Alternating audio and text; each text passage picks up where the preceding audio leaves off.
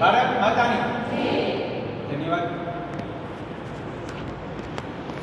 ભાઈ શ્રી સંજયભાઈ આપ સૌને આમંત્રિત કરી અને પ્રાકૃતિક કૃષિના 5 દિવસીય ગુજરાત સરકારના આ પ્રોજેક્ટમાં આપ સૌનું હાર્દિક સ્વાગત છે. મારો પરિચય સંજયભાઈ આપ્યો. મારું ગામ બગસરા તાલુકાનું સુડાવડ ગામ છે અને સુડાવડ ગામનો સરપંચ પણ છું. સરપંચ એ બાજુનો વિષય છે, પણ અમારો મૂળ વિષય આપણા ગુજરાત રાજ્યના ખેડૂતો પ્રાકૃતિક ખેતી કરે, ઝેર વગરની ખેતી કરે અને સમૃદ્ધ બને. આ 3 વિષય સાથે માત્ર વડિયામાં નહીં પણ ગુજરાતના 150 કરતાં વધુ તાલુકામાં પ્રવાસ કરી ચૂક્યો છું અને ખેડૂતો વચ્ચે કેવી રીતે કામ કરવું, ખેડૂત કેમ આગળ વધે, ખેડૂત કેમ સમૃદ્ધ બને એ વાત કરી છે. એટલું નહીં, કોઈ પણ વાતનું શરૂઆત અમે અમારા જીવનમાં શરૂ કરીએ, એનો અમલ કરીએ, એમાંથી જે સારા પરિણામ મળે એ આપ જેવા ખેડૂતોની વચ્ચે મૂકીએ છીએ અને એમાંથી ખેડૂત કેમ આગળ વધે એ મારો નમ્ર પ્રયાસ છે. મારી વાત શરૂ કરતા પહેલા હું આપને વિશ્વાસ આપું છું કે 5 દિવસમાં તમને ક્યારેય કંટાળો નહીં આવે. તમે સાંભળેલી વાતો છે એને હું એક સારા પ્લેટફોર્મમાં તમારી વચ્ચે મૂકવાનું છું. એટલે હું અહીંયા કંઈ ઉપદેશ નથી આપવાનો, હું કોઈ ધર્મનો બળો નથી, એટલે તમને કંઈ કંઠી કે માળા નથી પહેરાવવાનો, હું તમને કંઈ જ્ઞાનના ગાડા નથી ઠલવવાનો. તમે પણ ખેડૂત છો, હું પણ ખેડૂત છું અને ખેડૂતોની વાત બીજા ખેડૂતો કરતાં કેમ અલગ છે અને એમાંથી ખેડૂત કેમ આગળ વધે એકમાત્ર લક્ષ્ય સાથે આજની 5 દિવસીય શિબિરનો આજનો મંગળ પ્રારંભ કરીએ છીએ. ફરી આપ સૌનું હાર્દિક સ્વાગત કરીએ છીએ, અભિવાદન કરીએ છીએ અને આવકારીએ છીએ. મારે આજે થોડી પ્રાથમિક વાતો મૂકવાની છે. 5 દિવસના અંતે આમાં બેઠેલા બહેનો હું પૂરા વિશ્વાસ સાથે કહું છું, અનુભવના આધારે કહું છું અને ભૂતકાળમાં કરેલા કામના પુરાવાના વિશ્વાસથી કહું છું કે તમે તમારા ખેતરમાં રાઈથી માંડી અને ફળોનો રાજા કેરી સુધીના લગભગ 250 જેટલા પાકને આજે તમે વેપારીને વેચો છો.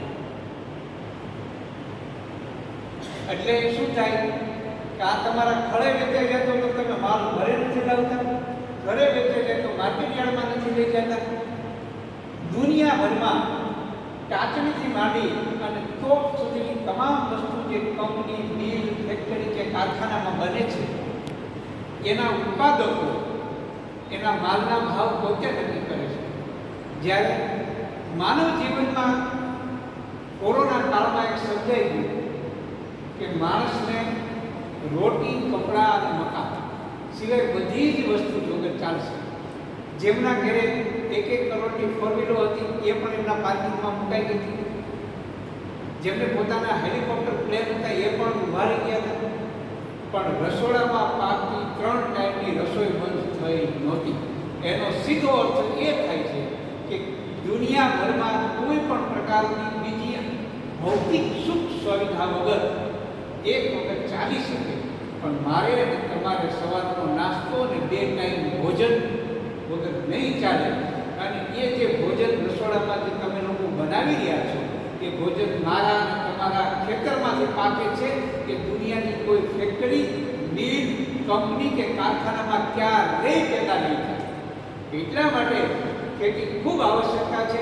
ભૂતકાળના તમે 2-5 હજાર વર્ષ થઈ ગયો તો પણ વિચારો, ભગવાન રામની એક જીવન ચરિત્ર જો ત્યારે ભલે આવું આધુનિકતા નહોતી પણ એ ફળો ખાતા હતા. ફળોએ પણ એક વૃક્ષ હતું એ ખેતરમાં થતા હતા. ભગવાન કૃષ્ણ વખતની વાત લઈ લો તો પોતે એ અખિલ બ્રહ્માંડનો નાથ હતો, દ્વારિકાનો રાજા, એમ છતાં ગાયો રાખતો, ગાયોનું પાલન કરતો, ગાયો ચરાવતો. બસ એ જ પરંપરા આજ સુધી ચાલી આવી છે. એને કોઈ અટકાવી નથી શક્યું અને એને રોકાવાની પણ નથી. એટલા માટે મને તમને 3 ટાઈમ ભૂખ લાગે છે. ભૂખ લાગે છે એટલે આપણે ખાઈએ છીએ અને ખાઈએ છીએ એ અત્યારે કેવું ખાઈએ છીએ એની આવશ્યકતા માટે આ પ્રાકૃતિક કૃષિની આવશ્યકતા ઊભી થઈ છે. સંજયભાઈ જેવા, અમારા કાળુભાઈ જેવા ગુજરાતમાં હજારો ખેડૂતોએ એ દિશામાં કામ શરૂ કર્યું છે. શું ખાઈએ છીએ આપણે? તો આપણને બરાબર ખબર છે ખેતરો હવે બાદ થઈ ગયા છે એમાંથી, પણ તમારા સૌના ખેતરમાં રાસાયણિક ખાતરનો વપરાશ થાય છે, રાસાયણિક દવાનો વપરાશ થાય છે, જે હળાહળ ઝેર છે. માતાઓ બહેનો, પહેલાં આપણને એમ થતું કે જ્યારે કોઈને આપણે આસપાસ સગા સ્નેહી પાડોશી કે આપણા ગામની અંદર જ્યારે કોઈને કેન્સર થતું ત્યારે એમ થતું કે એ ભાઈ પાનના મસાલા કે ગુટખા કે તંબાકુ કે જે તે XYZ એમને વ્યસન હતું. આજે વ્યસન વગરના પણ બહેનો તમે લોકો હો છો તો પણ કેન્સર જેવા મોત સુધી આપણને ઢસડી જાય એવા ભયાનક રોગ આપણને થવા માંડ્યા છે. એનો અર્થ એ છે કે વ્યસનની આપણને એ સામે દેખાતું, પણ મારા તમારા ખેતરમાં દવા છટાતી એ દવાનો પાક સીધો મારા તમારી થાળીમાં આવતો અને આપણે ખાતા, અને એ ધીમે ધીમે ધીમે રોગ પ્રતિકારકતા શક્તિ ઘટી, અને એ રોગ પ્રતિકારકતાની શક્તિ ઘટવાથી આપણા શરીરમાં આવેલું ખોરાક બનેલું ઝેર એ પ્રબળ બન્યું. પરિણામે જ્યારે આપણે શરીરમાં નબળા પડ્યા એટલે રોગે જોર કર્યું એટલે આપણે માંદગીમાં પડ્યા. એનું મારે તમને એક સરસ ઉદાહરણ આપવું છે. દરેક વાત તમને સરળતાથી સમજી શકાય એને ઉદાહરણ સાથે 5 દિવસ મારે તમારી વચ્ચે વાતો કરવી છે. કોરોના કાળની તમને બધી યાદ હશે, માત્ર હું તમને એક વાત ભાગોળું છું.